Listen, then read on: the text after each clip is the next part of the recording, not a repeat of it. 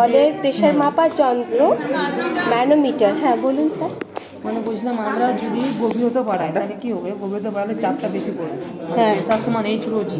হ্যাঁ H rho জি। হ্যাঁ, তাহলে কি ম্যাটেরিয়ালটা সেম আছে, লিকুইড আছে, হ্যাঁ তাহলে ঘনত্ব সেম থাকবে, রো সেম আছে, এবার হাইটটা যেমন আমরা জিও সেম আছে, গ্র্যাভিটি সেম আছে, এবার হাইটের উপরে মানে ডেপথটা এখানে হ্যাঁ, depth। হ্যাঁ ডেপথ যেমন চেঞ্জ করবো সেই হিসাবে কিন্তু এই যে প্রেশারটা সেইভাবে রাইজ বা ফল প্রেশারটা রাইজ বা ফিল করবে। এটা এখন হয়নি, যেমন ওদের একটু কমপ্লিট হয়ে গেছে, ওদের তো ওটা ছেড়ে ছাড়ো হাত ছাড়ো হাত ছাড়ো ওই জায়গাটা বুঝতে পারি। হ্যাঁ এইবার শুরু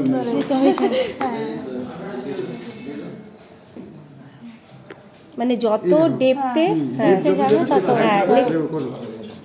তত ওদিকে হ্যাঁ ওয়াটার লেভেল রাইজ করছে। এই তুললাম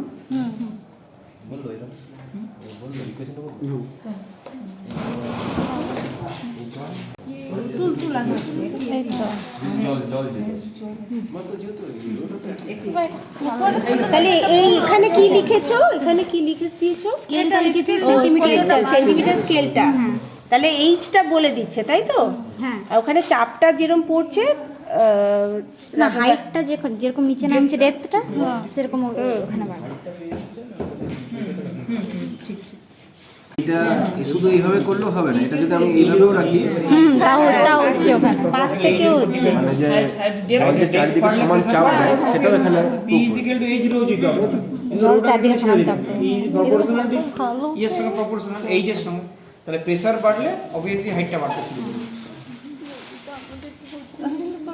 জলটা যত বেশি না হবে জল Pressure যত বাড়লে বেশি হবে প্রেসারটা তত বাড়তে শুরু করবে। জলের হাইটটা বেশি হবে। হাইটটা এটা টার্ম হচ্ছে না, ঠিক আছে লক্ষ্য রাখো। এবার একই জায়গায় থেকে মনে করে এইখানেই আছে, এবার তুমি সব দিকে ঘোরাও দেখো একই জায়গায় থাকবে, চাপটা সেম থাকবে। যেটা কি হয় একটা পয়েন্টে এক depth যদি এ আমরা এক স্কয়ার point- সেট নিই একটা পয়েন্টে সব দিকে চাপ সমান, সেটাও তুমি হ্যাঁ দেখো। এটা দেখো যেটা তো। পাস্কালস ল বলছি আমরা, হ্যাঁ স্থির তরলে কোন একটা জায়গায় পারপেন্ডিকুলার যে প্রেসারটা থাকে সেটা সব দিকে সমান থাকবে।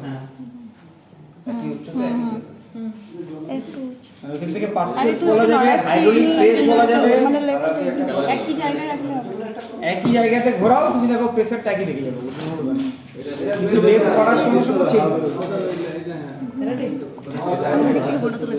বায়ুমণ্ডলের চাপ, পাস্কেলস ল, হাইড্রোলিক প্রেসার তিনটেই পাবে।